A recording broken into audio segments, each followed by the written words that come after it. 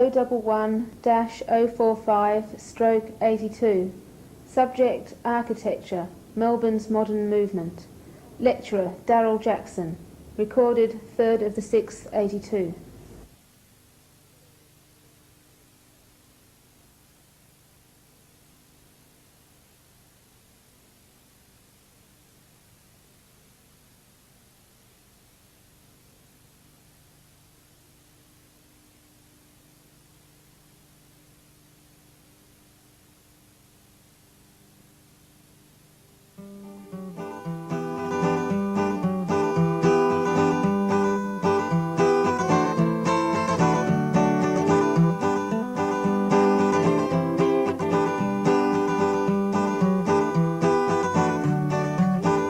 Daryl Jackson holds a diploma in architecture of the Royal Melbourne Institute of Technology and a Bachelor of Architecture of the University of Melbourne. From 1960 to 1964, he travelled widely in Europe and America, working in Britain on large-scale urban planning projects such as the Barbican redevelopment in London and the planning of the mathematics and biology laboratories for the University of Leeds with Chamberlain, Powell and Bonn. In 1963, he worked for Paul Rudolph in New Haven and New York on a range of urban design and educational projects. From 1964 to June 1979, Daryl Jackson operated in partnership with Evan Walker. As a principal of the firm, now known as Daryl Jackson Proprietary Limited, he provided the lead in establishing the design philosophy for the architectural development of the firm, which is probably best known for its educational planning with such buildings as Canberra School of Music, Princes Hill High School, Methodist Ladies College Resource Centre, St Paul's School Woodley and the Canberra School of Art. Currently, Daryl Jackson is directing the design of a wide range of educational buildings, hospital and medical research facilities, housing developments and recreation centres, including the Bonegilla Mess and Recreation Complex at Albury, the Council of Adult Education Renovation and Restoration, and the new Medical Research Laboratory for the Walter and Eliza Hall Institute of Medical Research. Daryl Jackson has held numerous significant professional and community posts. From 1967 to 1977, he was a council member of the Victorian chapter of the Royal Australian Institute of Architects. From 1966 to 1969, he was director of the Victorian Chapter Housing Service. In 1971, he was an assessor for the High Court Architectural Competition. From 1973 to 1977, he was a member of the Monash University Council and is currently a member of the Victorian Council of the Arts. He has also been the recipient of a number of architectural awards. In 1969, he was awarded the Strummeet Architectural Research Scholarship of the Royal Australian Institute of Architects. On 4 occasions between 1970 and 1978, he was awarded the Bronze Medal in the Victorian Architecture Awards of the Royal Australian Institute of Architects, and in 1981 was awarded the medal in the Australian Capital Territory Architectural Awards for the design of the Canberra School of Art. Also for this design, he received the Sir Zelman Cohen Award for the most outstanding architectural work of 1981.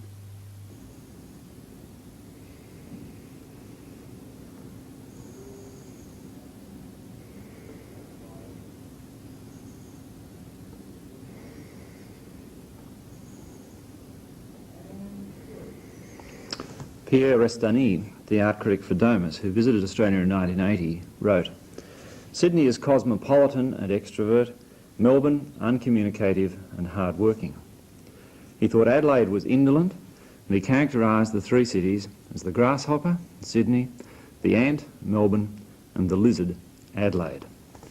The real point of this introduction is to suggest that for reasons accurately observed in Geoffrey Blaney's unique historical view of Australian development, the tyranny of distance, each Australian state has developed as a social and political entity, not culturally tied one to the other, but rather as colonial units independently linked to the old country, or latterly the great overseas. As Robin Boyd, the Melbourne architect, writing in that first student publication of his in 1947, Victorian modern, states, "Every capital city in Australia, like a spider at the centre of a sparse web, extends its influence as far as the nearest dotted line on the map. There, suddenly, for some reason best known to the inhabitants of border towns, the influence ceases." This is one theme for this paper, and here's another. To have you recognise that the present, the period of time in which we work, is always under attack from the past, by reflecting a need to retain that state of knowledge or critical inquiry which preceded us. So too, the present is under attack from the future, for current work must possess a fertile body of thought to inject vision, intention, and the confidence necessary for others to wish to continue, even react against. I was interested to read further of this matter in a review of Picasso's life by the English critic John Berger. He writes, "It is a constant truth that the past, if it could, would always overthrow the present. Every historical phase has the moral equipment with which to condemn the one that follows it. There are two reasons for this. First, because the moral code of a period is designed to maintain the status quo and prevent a new social class from gaining power. And secondly, because a development in social organisation from the comparatively simple to the comparatively complex is offensive to any morality, since the function of morality is to simplify." He goes on to say that Rousseau was the first to perceive this contradiction between progress and morality. This point is important if you are to understand the way in which artistic shift of ground occurs. The old defend, the young attack. Now, in presenting this paper in Sydney, I'm definitely not here to either defend, attack, or civilise you, as my old friend Bob Menzies suggests, but to suggest that people from Melbourne and Sydney have much to learn from each other and from outsiders as well, and that if we wish to develop an architecture which might be construed as Australian, we might start by forgetting the colonial basis of our cultural framework and commence by working out from within. If the historical development of the states has been separate, let us acknowledge that they are at least in parallel, with respect to conditions of evolutionary process and intent. This lecture then on Melbourne's modern movement consists of 5 sequential periods, and we're breaking it up into 2 parts. Part 1, Seeds of Modernism, International Movement, 30s and 40s, Heroic Ideals, the post-war 50s, and Part 2, Anonymity versus Identity, the 1960s, and Social Concern Beyond Modernism, the 1970s. The material was first presented in Melbourne last year as the Roy Grounds Memorial Lecture, with Neil Clerihan, Peter McIntyre, Norman Day and me each contributing a segment. My intention is to show you the sequence and relatedness of parts which form a continuity of experience, but not necessarily a continuity of style, for 2 or 3 generations of architects, some of whom were there at the beginning and have continued to practice until the present. My basis for starting in the 1930s is that here was the beginning of a convergent or general movement towards modernism, as witnessed in the introduction of the international style, and which was defined by Philip Johnson and Henry Russell Hitchcock, and developed by more than the isolated and important Melbourne predecessors, such as Robert Haddon, Des Brownier, and Walter Burley Griffin. And so the first part is called Seeds of Modernism. Haddon, writing in 1908 in Domestic Architecture, states, and I quote from Boyd's Victorian Modern, "A building should be thought out, not in plan, nor in section, nor in elevation, but in mass and as a whole, an entity. Treat the building in a naturalistic manner. In this way, and only in this way, may we look for a true development of our national architecture." His architecture was, as you can see on this slide, informed by the English arts and crafts movement and Art Nouveau. But for the sentiments of naturalism and Australianism alone, Haddon can be classified as modern and not traditional. However, one sees in his work that continuing cultural paradox that haunts most artistic Australians. Our desire for the work to be internationally relevant and thus universal means that we wish to be informed and literate about theories developed elsewhere, at the same time longing for the establishment of a spiritual identity peculiar to this country. And this is the third theme. It's the recurrent agony of the Boyd thesis, only cutting deep with the most sensitive. Whilst for the others, the vast majority of the architectural profession, it probably doesn't exist at all. They remain intellectually neutered to the point of non-involvement in such thoughts. Now, Anir and Haddon had something in common. They both reacted against ornament, looked for the open plan configuration and a non-historic basis for their buildings. This is a house Anir designed in 1918, Broceliande in Toorak, and he writes in the Sydney Ure Smith Hardy Wilson publication of 1919, Domestic Architecture in Australia, our students could forget their history, omit ornament, and in free and electric splendour give the world simple buildings of true purpose. This is the embodiment of the modernist creed, the call to arms about simplicity and purpose, with electric splendour symbolising those major shifts in thought which were seen to be the excitement of the Jazz Age 20s in Europe, a renewed application of turn-of-the-century scientific discoveries after the disaster of World War I. All of us now tend to forget how stimulating this period must have appeared to architects like Anir, for we now take the automobile, the aeroplane, industrial processes and machines, even Einstein, for granted. Then there was Griffin, the man straight from the Chicago School itself, a new set of statements and understandings about land use, architecture and attitudes of living which were distinctly non-bourgeois. As we all know, the differences between this man and the conservative society in which he found himself were too great. His impact was significant, both in Sydney and in Melbourne, but apart from a small following, no general consensus amongst architects developed about the value and meaning of his work. But if these were the opening shots in Melbourne's battleground for modernism in the 20s, it was not until the post-depression 30s, with the advent of the international style, that the war against traditional or historic building styles commenced in earnest. Therefore, point 2, the international movement. How and why did this take place at this time, say 1930 to 1935? It wasn't by any means an instantaneous revolution from within. In principle, it was the same method as that which has introduced other art movements to Australia. Young architects seeking a broader education and experience than Australia allows travel to Europe, there to participate in an emerging modernism inspired by the writings and theories of the Bauhaus and Corbusier and distilled via the currency of the English practices in which they worked. It is a pattern, a continuous pattern of action and reaction, somewhat confused culturally by the fact that in Australia the new generation do not react only against the work of the older one here, but do so using arguments or ideas usually developed elsewhere and carried forward via the import of the overseas magazines. Max Freeland, writing of this period in his History of Architecture in Australia, states, "To the many who had not understood, the new, modern architecture was just another novel style, cosmetic like any other. To the some who could follow the essentials, it was the opening of a new window on architecture. To the few who really understood, it was a transcendental way of life that offered hope for all the ills that had racked architecture for nigh on 100 years. They tested the variants of the theories established by the main contending schools in Europe and America, which were seeping through via returning colleagues and the architectural magazines." This question of style, raised by Freeland's comment, is significant. Apparently, many architects did see it only as a superficial change rather than as a social, technological revolution. It took a war, some 10 years later, to hammer home the fact that changes introduced as modernism were more than just a matter of style.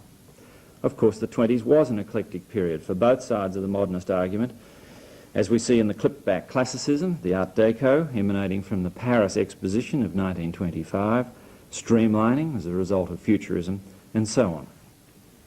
The few Australian architecture building magazines of this period were also significant in developing this viewpoint about style, for there was little or no argument conveyed about the principles involved, merely the images or form of expression. Nevertheless, magazines such as the Australian Home Beautiful in Melbourne were important in creating a public viewpoint, but it was not until very late in the 20s or early 30s that a change of emphasis, e.g. modern for traditional, really came about. Until that time, there had been little or no general information about the modern revolutionaries of architecture in Europe.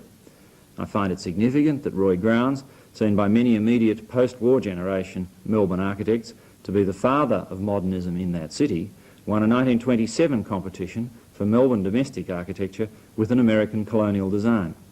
His partner in the scheme was Geoffrey Mewton. One of the significant areas of design education in Melbourne was the Atelier School, conducted by Rodney Alsop and Leighton Irwin at Melbourne University from 1928. It was a focal point for students at this time. Here, articled pupils from the various offices gathered to receive their formal architectural design education. As Boyd, writing in 1947 of the Atelier program of the 30s, states, originally the design problems required a solution in a specific historic style, but for many years the modern approach has been accepted as a basis for the criticism which constitutes the instruction. Now, I'm indebted to Donald Leslie Johnson's book, Architecture Australia 1901 to 1951, for that last slide, which showed an airport control station designed in 1930 as a student project by A.J. Relton. Now, Irwin himself is interesting. He had travelled during the 20s and had been educated at the Architectural Association School in London immediately after the Great War. According to reports, he had a rational, inquiring mind concerned about the academic virtues of design. There should be a slide coming up now. Where's that gone? Right. He designed this hospital in 1940. It's at Heidelberg, and this is a view of the entrance to the nursing home. And it's interesting for those who see now the 1980s to look at the relationship between this form of design in 1940 and Aldo Rossi's work of 1980. That's an aside to the lecture proper. Now, as the 30s developed, the pattern was to gain momentum, and four key buildings serve as foci, not only for architectural expression, but as symbols of the modern society itself. One was a school, one was a hospital, another was a warehouse for industry, and the other a block of flats. At the same time, the continuing preoccupation of Australians with the house prevailed to become the medium for experimentation and exploration of design ideas for most young architects prepared to chance their arm. The Melbourne centenary of 1934 appears to have been a modernist watershed, for two important architectural competitions were conducted, one for a house and the other for a school. The school competition was won by Norman Seabrook in 1933. Here was modern European architecture of some scale and significance in the flesh. The building was completed in 1934. The prismatic box form the long flowing lines of the Dutch school of Dudok. Here at last was the cleanliness, the coolness, the light, the air, the transparency, the flow of modern life. The same sentiments are expressed in Stevenson and Meldrum's Mercy Hospital, the image of a modern approach to medical science, no more masquerading as traditional, but a rational scientific plan, the long balconies receiving the sunlight and providing the cantilever, so demonstrative of engineering capacities and new skills, as well as a healthy spot on which to recover sitting in the sun. Stevenson's career is also of interest. Like Irwin, he remained in Europe after the First World War to study at the AA. He was influential in Melbourne when he returned in the 20s to direct the School of Architecture at Swinburne Technical College. Up until the late 20s, his partnership with Percy Meldrum had expressed an architecture of tradition. But after studying hospital planning in the US and Russia in 1932, the style changes and the modern run of hospitals they undertook from the Mercy to Ballarat, including the Freemasons, commences. In the late 30s, the partnership splits and Mr. Turner joins in. The Macpherson's Warehouse office building of 1935, designed by Stuart Calder and existing today in Burke Street, manifests the horizontal sweep so characteristic of the period, in a glass wall which is truly free of the structure, and thus, possibly for the first time in Melbourne, that image of a planar, cantilevered structural floor, so free of the walls and so important as a release mechanism for function, is achieved. Now, following the competition success in 1927 with Mewton, Grounds departed in 1928 for Europe. He returned briefly to Melbourne in 29, but then went to California to paint sets for MGM and work in Los Angeles until 1932, and this house is one of the first that he and Geoffrey Mewton designed at that time. As Boyd says of Ground's return, Ground's returned to Melbourne, excited by the scope of the modern movement and bursting with enthusiasm to build. His early houses, with their long lines, simple brick planes, open eaves and slim poles, were distinctly Californian. Undoubtedly, Grounds had seen the early works of Schindler climbing up the hills of Pasadena and was impressed. Embodied in his work was the domestic modern style, soon to be recognised by both the public and the architects as including all the principles from the Bauhaus, albeit climatically modified on the way through from California. It was the low roof, the open plan, the large window and the plain wall, the link with the outdoors. The two houses I've been showing you exist in Grosvenor Court, Toorak, and Halifax Street, Brighton, and they're two early examples amongst many in this city. Towards the end of the 30s, Grounds designed this beachside house for himself at Ranelagh, near Mornington, and set the precepts of design for a further 2 decades of Melbourne's domestic school. In Toorak, Grounds built Clendon, a set of flats, and above the Yarra Boulevard, a curved, stepped form stretching out to meet the sun, both buildings reflective of California. Whilst Romberg, with 2 absolutely stunning modern examples taken straight from his Swiss beginnings, started to dominate his end of Queen's Road in Melbourne. These are the Newburn flats by Romberg in 1939. A detail at the rear of those flats. And then the second major building is Stanhill, designed in 1942, but because of the war, delayed until 1948. Both these buildings remain as pivotal beacons of modern architecture in Melbourne. Together with the Freemasons' Hospital in 1936 by Stevenson and Turner, and then the Royal Melbourne Hospital of 1941, all these buildings suggest in part that the battle for a modern style was over by the time World War II had got underway. The late 30s ends in a final burst of modernism with the introduction of the flat, the urban housing form of Europe, completing, as it were, the modernist picture. It is a rich vocabulary and one deserving of further study. For instance, I'm now going to show you 3 buildings. The Windsor Cinema by Best Overend in the 1935 period, Public Works Department School of 1939, and a set of flats in Toorak by Rivette of the 1940s. And there's the Tower building addressing the street with the familiar porthole and vertical strip of glass, the cantilever again reflected in the glass as it turns the corner, and at the rear of those vertical block a marvellous stair and linking mechanism of access ways to a crescent-shaped building.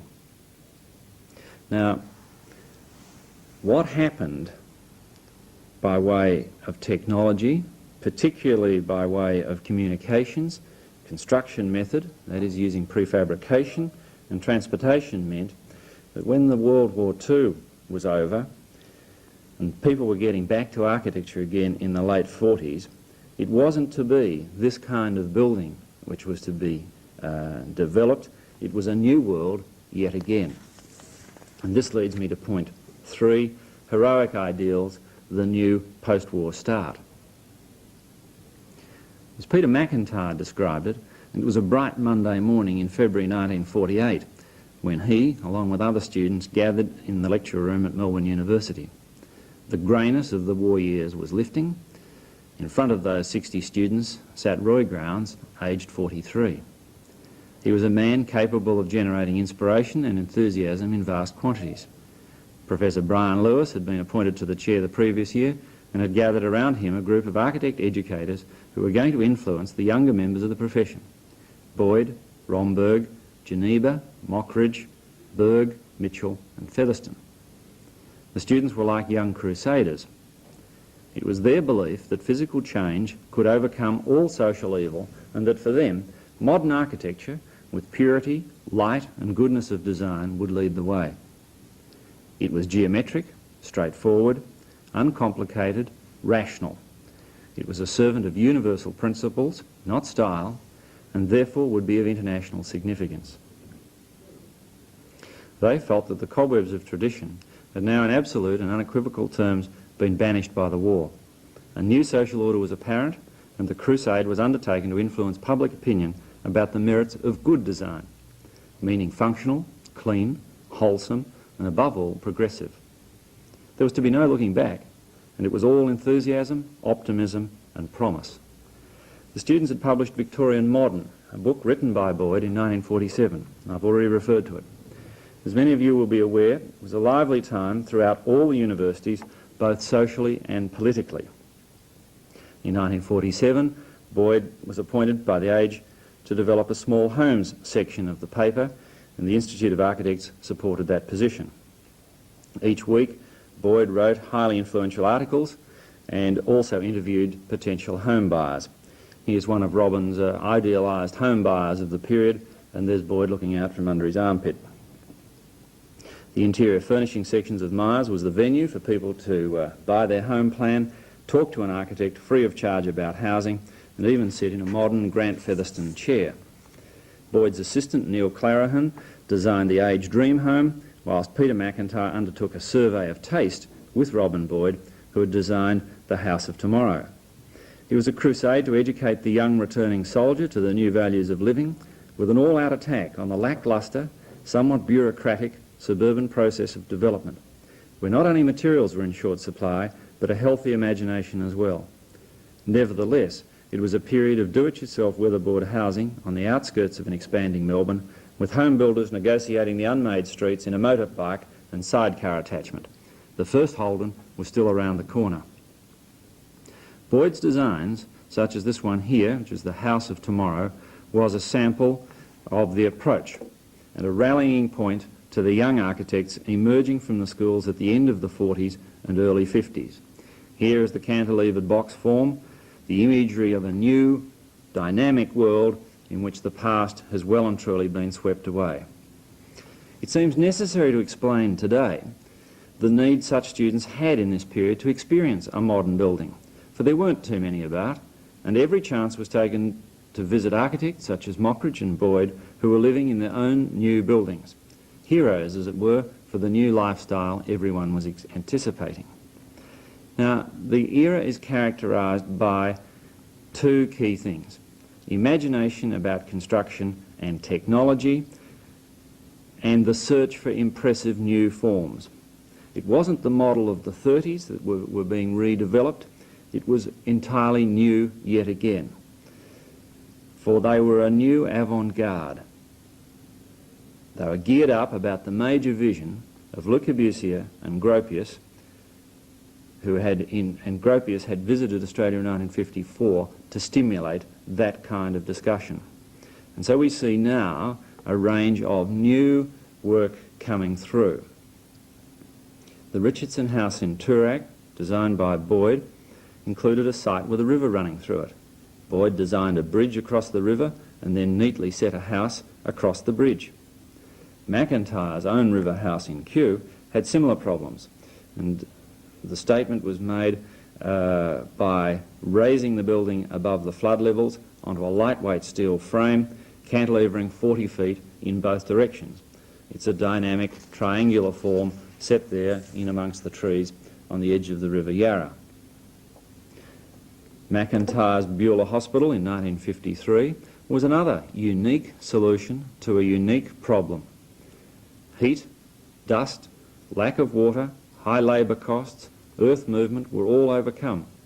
But none of these buildings were able to be readily extended. As McIntyre now says, it was as if we thought the solution was valid for all time. And the emphasis, please note, was on the singular, the special, the one-off, knock-your-eye-out product. Experimentation itself led to disaster. Borland, Boyd and McIntyre experimented with lightweight shell concrete, with lightweight timber construction, with strawboard, felt roofs, paints, concrete slab on the ground. But how exciting was the planning? This was modernism, homegrown, without the magazines. And here are two houses that by Peter McIntyre. One a triangular, stellar-shaped pattern, the other a coil house. There's a gum tree right in the centre of that diagram, and McIntyre scraped his heel around the site on an incline around the tree and coiled the house around it. Kevin Borland, the most optimistic architect I know, designed this competition house, and there you can see the experimentation with draped concrete. It was a system of hessian, chicken wire, sprayed concrete stretching between frames and draping, and in taking up the drape it also solidified or settled with the concrete in that catenary shape. The Rice House, designed by Borland, is a pick-up from that early competition design. There on the covered way leading into the house you can see an example of Kevin's draped concrete structure, but the form of the house itself is in its setsaphon form, and McIntyre, Borland and Boyd all worked in this medium. This is the Rice House, and when the quotation came in at treble the estimate, Kevin undertook the construction himself. Subsequently, constructional failure and leaking caused havoc, and it's to his credit that he's able to live with the whole project and even today is on good terms with the client. But such was Borland's optimism. In 1956, with the Melbourne Olympics, one of the key symbols of a national coming of age in peacetime occurred. It was a landmark Melburnians remember with great pleasure, for with it came the new medium of television and a real point of attachment to the world outside. The Olympic swimming pool was the high point of the architectural program. It was designed by John and Phyllis Murphy, by Kevin Borland and by McIntyre, all working as a team. It admirably reflects the high point in structural expressionism in architecture at that time, and it's matched only in the Maya music bowl by Barry Patton of Young and Freeman some 2 years later. Both these buildings remain as exciting examples of the era. Now, the formation of Grounds, Romberg and Boyd's partnership in 1954 was seen by its opposition to be one of the most influential partnerships in the 1950s, symbolically uniting the movement as each principal was a key participant in modernism. Here, for instance, is Robin Boyd's house of the early 60s, showing a catenary structure across the living room in the upper level, and in the lower picture there is a photograph of the interior of the Grant and Mary Featherston house, in which case that roof is completely clear with a translucent acrylic roof and Dacron insulation. Each partner practiced in this partnership of Grounds, Romberg and Boyd separately and independently. And here you can see in Roy Grounds' own house a major shift shift in thought from the Boyd work that we've just been looking at. Roy Grounds designed his own house and premises in Hill Street, Toorak, in a circular court cut into a square plan, and this was a consolidation of a Grounds post-war geometric phase. The earlier triangular house in Kew, the circular house on Oliver's Hill, Frankston, and these buildings represent a departure from the freer plans of the 30s and, I believe, reflect a Messian classicising influence via Philip Johnson. Gone was that early, somewhat raunchy Californian phase of the Grounds vocabulary. Now, the partnership, I believe, represented the high point of Melbourne's geometric school when it won the limited competition for the Academy of Science in Canberra in the late 1950s. This project was handled by Roy Grounds alone, but the death knell of the partnership came very quickly. Grounds was appointed individually to the Melbourne Arts Centre and promptly left the practice. Thus, there were two domestic strains of modernism, the one experimental and imaginative, led by Boyd, the other primarily geometric, somewhat classical and formal, developed by Grounds. A third phase developed later on the basis of Griffin and Wright, with Chancellor and Patrick the chief protagonists. Now, Unfortunately for Melbourne and for Australian architecture, the unique form of experimentation that had been undertaken by these people could not be sustained. The technology demanded did not match the imagination. McIntyre and Borland, the twins I used to label Mr. Emotions and Mr. Optimism when I was a student of theirs, both suffered, one from a disastrous court case, another from the problem of work continuity. If it didn't exactly break their spirit, it diminished their desire to continue. McIntyre retreated from his personal stance and joined his father's practice. Borland continued to run the gauntlet, somewhat chastened, somewhat less experimental, but as you shall see, scarcely less expressionist. Of the long-established firms, Bates, Smart and McCutcheon are significant. Led by Sir Osborne McCutcheon, they rebuilt the Wilson Hall at Melbourne University in 1956. There had been a public view that the ruins from the fire should be rebuilt historically and not in the modern style as McCutcheon intended. This was the last date in the 50s on which the merits of historical style versus the new modernism were debated in Melbourne. McCutcheon won, of course. Looking back on the 50s, it is very clear that until 1960 or thereabouts, Melbourne's modern movement had developed generally with a unified theme, one of idealism and enthusiasm about achieving a new technology and driven by an imagery or dream of modernism. Unlike the earlier modernism of the 30s, which had tended to focus on style, this time architecture was for real change. Modern art, modern education, modern politics, modern business and modern industry. Architecture as substance, life-enhancing and enriching, with everyone a beneficiary. And although there were style variations within the modernist code, such as the difference between Boyd, Borland and McIntyre, and the more solid grounds, there was during the 50s little or no theoretical debate within the profession about the meaning of the standard texts by Pevsner, J.M. Richards, Zavy, Banham and Gideon, upon which the movement was instructed.